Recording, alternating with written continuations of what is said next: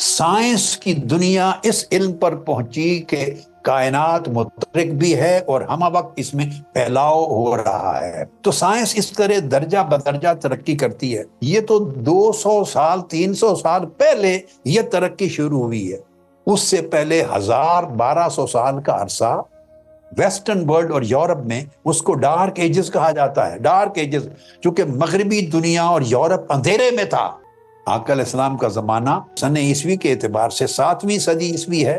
یعنی میں جو 16ویں صدی بتا رہا ہوں 16ویں صدی سے 1000 سال پہلے آقا علیہ الصلوۃ والسلام کی بعثت ہوئی.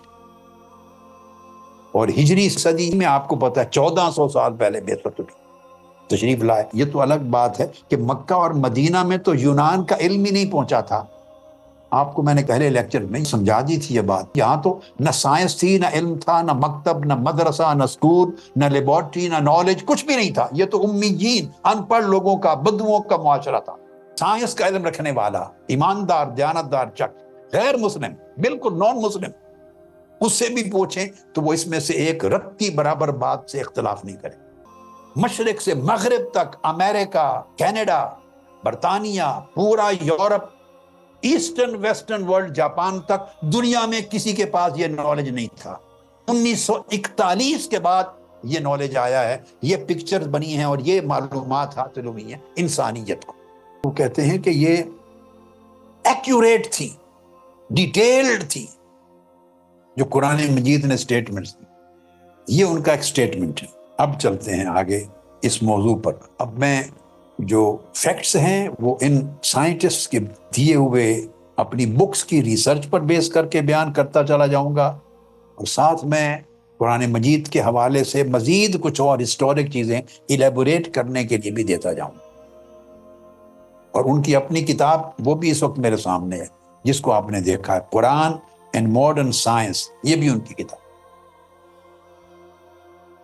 پہلی بات وہ یہ کہتے ہیں، اور جتنے اناٹومسٹ اور ایمبریالوجسٹ ہیں ویسٹرن ورلڈ کے اسکالرز، پروفیسرز، سائنٹسٹ، وہ یہ کہتے ہیں کہ یہ جو علم ہے کہ ماں کے پیٹ میں رحم مادر میں بچہ کیسے پیدا ہوتا ہے اور کس طرح ڈیولپ کرتا ہے،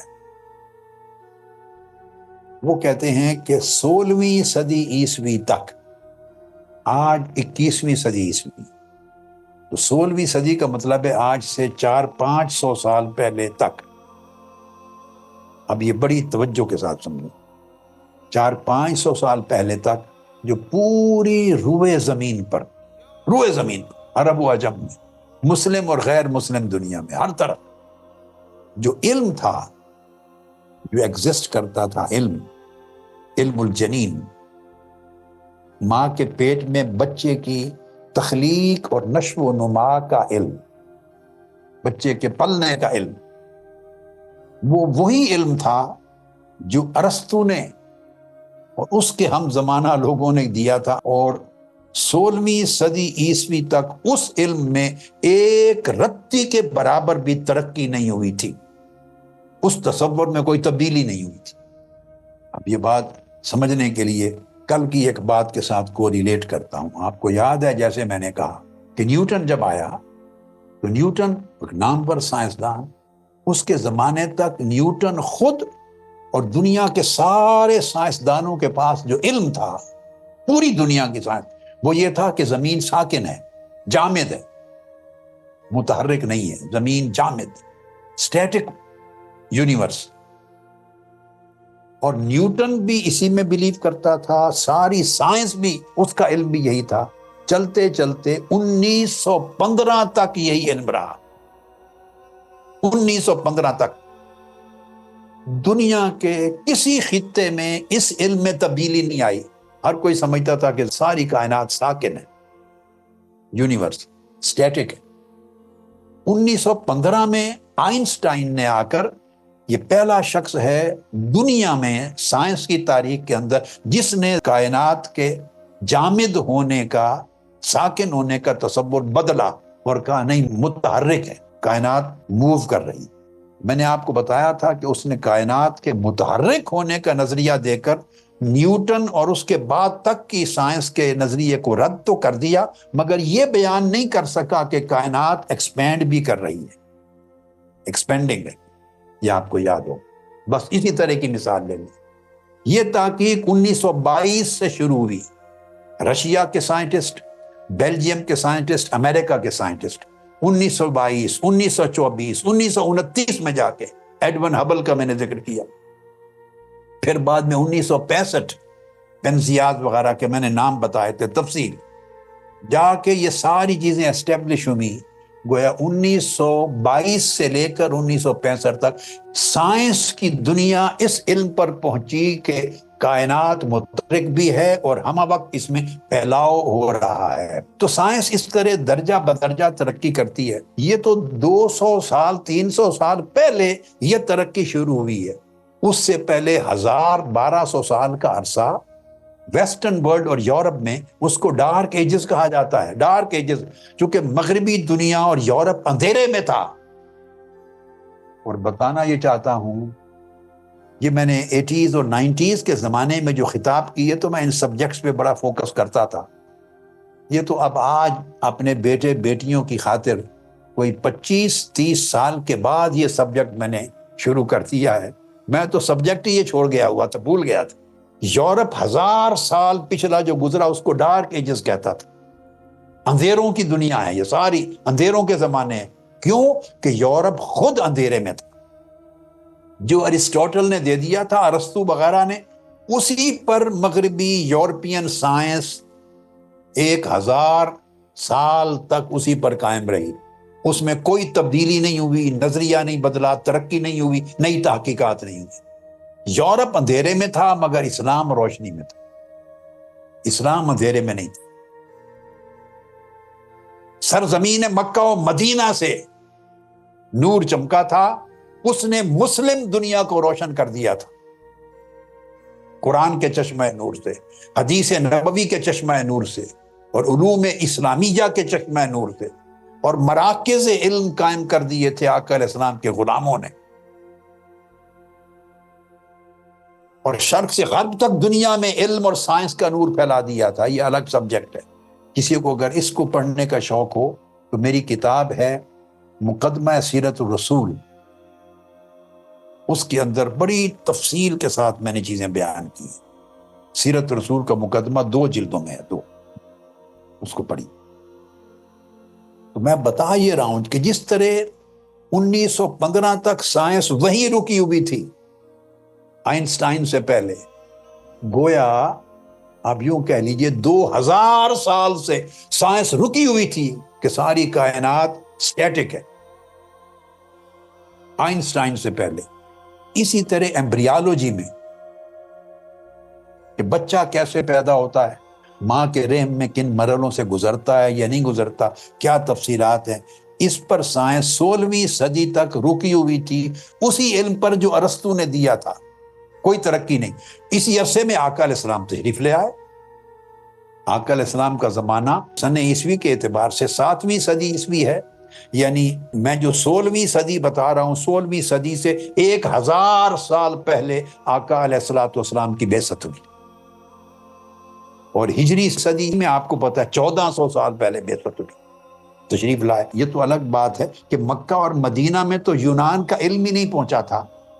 آپ کو میں نے پہلے لیکچر میں سمجھا دی تھی یہ بات، یہاں تو نہ سائنس تھی، نہ علم تھا، نہ مکتب، نہ مدرسہ، نہ اسکول، نہ لیبارٹری، نہ نالج، کچھ بھی نہیں تھا۔ یہ تو امیین، ان پڑھ لوگوں کا، بدوؤں کا معاشرہ تھا۔ لیکن جہاں جہاں علم تھا، میں بات کر رہا ہوں یورپ کی، روم کی اور یونان کی، کہ جن خطوں میں علم تھا پچھلی سیولائزیشن کا، اس ویسٹرن ورلڈ کے ان خطوں کو بھی معلوم نہیں تھا۔ اور یہ ڈاکٹر کیتھ مور لکھتے ہیں until the 16th century no major advancement، اب یہ میں ان کے لفظ پڑھ رہا ہوں، in our knowledge of embryology were recorded in the literature of western science۔ اس زمانے تک مغربی دنیا کی سائنس میں ایمبریالوجی میں کوئی ترقی نہیں۔ اور آگے وہ بیان کرتے ہیں it was not until the invention of the microscope in the 17th century پھر اور 100 سال گزر گئے، 17ویں صدی عیسوی آئی، اس میں مائکروسکوپ ایجاد ہوا، جس کو خوردبین کہتے ہیں، مائکروسکوپ وہ ایجاد ہوا۔ اور مائکروسکوپ ایجاد ہونے کے بعد any significant new information was added to the embryological knowledge of the Western world, the Western science۔ تب جا کے مائکروسکوپ سے مطالعہ کیا جانے لگا، مگر انسان کا نہیں ابھی تک۔ یہ بات امپورٹنٹ ہے۔ مرغی کے جو چکس ہوتے ہیں، چکس بچے، ان کا اور حیوانوں کا اور کا کرتے رہے، مگر باوجود خاتون کے، عورت کے رحم مادر کے اندر بچے کی جو پرورش ہے، اس کا مطالعہ 17ویں صدی عیسوی میں بھی نہیں کر سکے، 18ویں میں بھی نہیں کر سکے، 19ویں میں بھی 300 سال تک پوری مغربی دنیا کی سائنس میں عورت کے رحم کے اندر بچے کی پرورش کے مرحلوں کا مطالعہ مغربی سائنس میں نہیں ہوا۔ اس کے بعد بھی 300 سال تک نہیں ہوا۔ یہ بڑی امپورٹنٹ بات ہے۔ اب یہ میں آپ کو تاریخ کا ریکارڈ دے رہا ہوں ان بیٹوں اور بیٹیوں کی توجہ کے لیے جو کہتے ہیں خدا کو کیوں مانیں، مذہب کو کیوں اپنائیں۔ جہاں سے انہیں غلط فکر ملی ہے، یہ ان سے سوال کرنے کی ضرورت ہے کہ کیا یہ حقائق جو بتا رہا ہوں ان میں سے کوئی ایک مسٹیک یا ایرر ہے؟ جو سائنس کا علم رکھتا ہے وہ جواب دے گا نہیں، اور جو ویسے لوگوں کو منتشر کر کے بہکا رہے ہیں، گمراہی پھیلا رہے ہیں، وہ تو خود سائنٹسٹ نہیں ہے جو یہ کام چلا رہے ہیں، بلاگز اور ایپس بنا کے اور گروپس بنا کے، وہ تو خود سائنٹسٹ ہی نہیں ہے۔ وہ ایسے گپ لگاتے ہوئے کہہ دیں، اوت پٹانگ باتیں کر دیں، تو اس کا ذمہ دار تو کوئی نہیں ہے۔ مگر سائنس کا علم رکھنے والا ایماندار دیانتدار شخص، غیر مسلم، بالکل نان مسلم، اس سے بھی پوچھیں تو وہ اس میں سے ایک رتی برابر بات سے اختلاف نہیں کرے۔ اب اس کے بعد یہ لکھتے ہیں کہ پھر کیا ہوا کہ ڈیولپمنٹس ہوتی گئی، اور 19ویں صدی آئی۔ 19ویں صدی اس میں ابتدائی طور پہ ایفرٹس ہونے لگی، چونکہ مائکروسکوپ موجود تھی، ایفرٹس ہونے لگی ہیومن ایمبریوز کے سٹیجز، ہیومن ایمبریوز کے سٹیجز کی طرف مطالعہ کیا جائے، مشاہدہ کیا جائے، دیکھا جائے، اور یہ کاوشیں جاری رہیں حتیٰ کہ 20ویں صدی عیسوی آ گئی۔ یہ ہماری جو پچھلی صدی گزری ہے، میری پیدائش 1951 کی ہے، یہ 20ویں صدی تھی۔ آپ میں سے وہ سارے لوگ جو 25 سال کی عمر یا اس سے زائد کے ہیں، وہ 20ویں صدی کی پروڈکٹ ہیں۔ ابھی جو ختم ہوئی ہے صدی، 24 سال پہلے یہ صدی آ گئی۔ اور 1914 میں جب اس سینچری کا آغاز ہو، ایک سائنسدان ہے مال، اس نے ارینج کیا 266 ہیومن ایمبریوز کو، 266 ہیومن ایمبریوز کو ایک سیریز میں ارینج کر کے اس کی سٹڈی شروع کی۔ مائکروسکوپ تھی، مگر ہیومن ایمبریو کی سٹڈی کے لیے کوئی سسٹم ڈیولپ نہیں ہوا تھا، بڑا اعلیٰ نظام جو مائنیوٹلی باریکی سے سٹڈی کر سکے، یہ ڈیولپ نہیں ہوا تھا۔ انہوں نے آغاز کر دیا۔ اس کے پھر 28 سال کے بعد 1941 کا دور آیا۔ 1941 میں سٹریٹر ایک سائنٹسٹ ہے، سٹریٹر، اس نے دنیا میں پہلی مرتبہ اس مائکروسکوپ کی بنیاد پر ایک نظام وضع کیا، جس نظام کے تحت ماں کے پیٹ میں یا رحم میں بچے کی پیدائش اور پرورش اور نشو و نما کے مراحل کو سٹڈی کیا جا سکتا ہے۔ یہ سٹڈی 1941 کے بعد ہوئی کہ ماں کے پیٹ میں بچے کی پرورش کن مرحلوں سے ہوتی ہے اور ایمبریونک ڈیولپمنٹ کس طرح سٹیجز میں ہوتی ہے۔ یعنی اس کا مطالعہ آج سے 80 سال پہلے 1941 کے بعد ہوا۔ یہ جس کی تصویر آپ دیکھ رہے ہیں، یہ 1941 سے پہلے میں بتا رہا ہوں، مشرق سے مغرب تک، امریکہ، کینیڈا، برطانیہ، پورا Europe, eastern western world, Japan تک، دنیا میں کسی کے پاس یہ نالج نہیں تھا۔ 1941 کے بعد یہ نالج آیا ہے، یہ پکچر بنی ہیں اور یہ معلومات حاصل ہوئی ہیں انسانیت کو کہ کیسے آغاز ہوتا ہے۔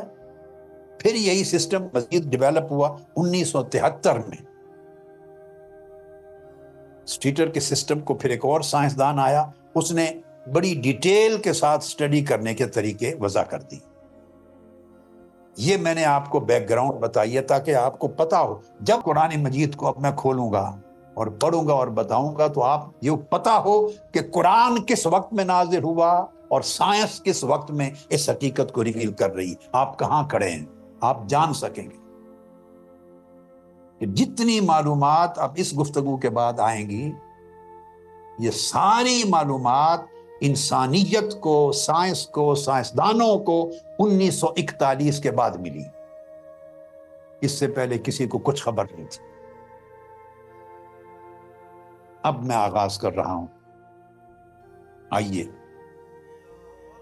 ہم ترتیب سے چلتے ہیں کہ بچے کی پیدائش کہاں سے شروع ہوتی ہے، کیسے ہوتی ہے، تو ان مرحلوں کے مطابق میں اپنی گفتگو کو اور اپنے خطاب کو لے کے چلتا ہوں تاکہ آپ ترتیب سے چلتے رہیں۔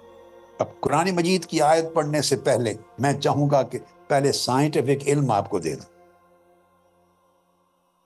تو لطف آئے گا، وہ سن لیں، آپ کے ذہن میں تصور قائم ہو جائے، پھر ہم قرآن مجید کو اٹھاتے ہیں۔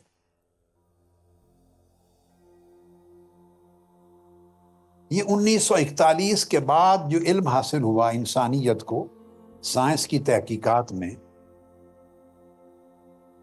وہ علم اس کا حصہ ہے۔ یہ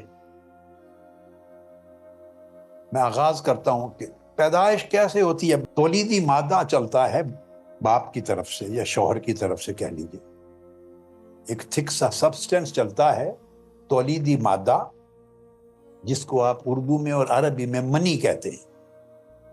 جب میاں بیوی کا ملاپ ہوتا ہے، اس کے مادے میں جو سیل ہوتے ہیں، سیلز، وہ بڑی توجہ سے سنیے یہ بات، یہ اب 1941 کے بعد پچھلے 80 سالوں میں انسانیت کو علم ملا ہے سائنس کی ترقی کے ذریعے۔ مرد کی طرف سے جو سیل آتے ہیں، یہ جو نیلے رنگ کا آپ دیکھ رہے ہیں سانپ نما یا لمبا سا کیڑا، اس کو سپرم کہتے ہیں۔ یہ سپرم غور سے سمجھیں، مرد کا جو مادہ نکلتا ہے تھک سا، اس کے اندر یہ سپرم ہوتے ہیں، ایگ جس پہ لکھا ہے ایگ، انڈا، اس کو اووم کہتے ہیں۔ یہ عورت کی بیضہ دانی سے نکلتا ہے، اووری کہتے ہیں اس کو، اووری، اور اردو میں بیضہ دانی بھی کہتے ہیں۔ یہاں انڈے بنتے ہیں، وہ جو آپ دیکھ رہے ہیں نا دوسرا یلو کلر کا، پیلے رنگ کا، اور یہاں انڈے بنتے ہیں، یہ بیضہ دانی، اس سے انڈا نکلتا۔ اور یہ جو نیلے رنگ کا ہے سپرم، یہ مرد کا مواد وہاں داخل ہوتا ہے، اس نے اس بیضہ دانی تک پہنچنا ہے۔ یہ جو ایک سیل ہے سپرم، اب آپ حیران ہوں گے، سائنس نے بتایا کہ یہ ایک بار جب یہ جاتے ہیں تو 2 کروڑ سیلز سے لے کر، سپرم سے لے کر 4 کروڑ سپرم تک ایک وقت میں ہوتے ہیں۔ اللہ کی شان ہے۔ اب یہ بڑا اہم نقطہ ہے جو میں ابھی بیان کر رہا ہوں، جب یہ کروں گا تو پھر آپ کو اس پر فوکس کرنا ہوگا، بڑا اہم نقطہ ہے۔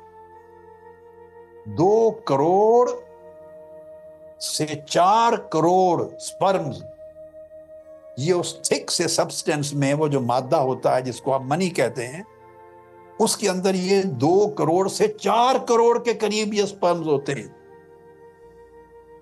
مجھے بتائیے اتنا بڑا عدد کس نے پیدا کر دیا؟ یہ نظام کس کا بنایا ہوا ہے؟ ایک نظام کس نے بنایا ہے؟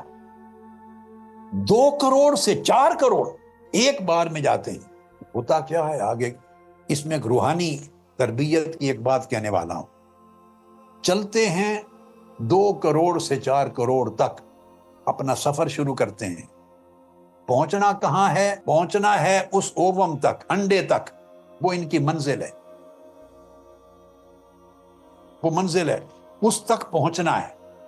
اور وہ انڈا کہاں ہوتا ہے؟ وہ انتظار کر رہا ہوتا ہے ماں کی یعنی عورت کی بیضہ دانی کے باہر فیلوپین ٹیوب، ایک ٹیوب ہوتی ہے اس کو فیلوپین ٹیوب کہتے ہیں، اس کے اندر یہ انڈا انتظار کر رہا ہوتا ہے۔ یہ انڈا نہیں دوڑتا، دوڑ کے آگے نہیں جاتا، یہ سپرم دوڑ کے جاتے ہیں۔ ان کی منزل ہے سفر کی اس انڈے تک پہنچنا، اور سفر پہ چلتے ہیں 2 کروڑ یا 4 کروڑ۔ اس کے دوران سفر کا آغاز کرتے ہیں اتنے سپرم، اور چلتے چلتے کوئی راہ میں مر جاتا ہے، کئی گم ہو جاتے ہیں، کئی بھٹک جاتے ہیں، کئی تھک ہار کے بیٹھ جاتے ہیں۔ منزل پر یعنی اس انڈے کی جگہ تک پہنچتے ہیں صرف 200 سے لے کر 2000 کے درمیان۔ چلے تھے 2 کروڑ اور منزل پر پہنچے 200۔ اللہ اکبر، یہ نظام ہے۔ سفر بہت لوگ شروع کرتے ہیں، اللہ کو پانے کا سفر، اللہ کی قربت کا سفر، اللہ کی رضا کا سفر، تزکیہ نفس کا سفر، نیکی و تقوی کا سفر، ایمان کے استحکام کا سفر شروع بہت لوگ کرتے ہیں، مگر سفر میں مشقتیں آتی ہیں، رکاوٹیں آتی ہیں، پریشانیاں آتی ہیں، ان مشقتوں کو برداشت کرنا پڑتا ہے، اس کو صبر و استقامت کہتے ہیں۔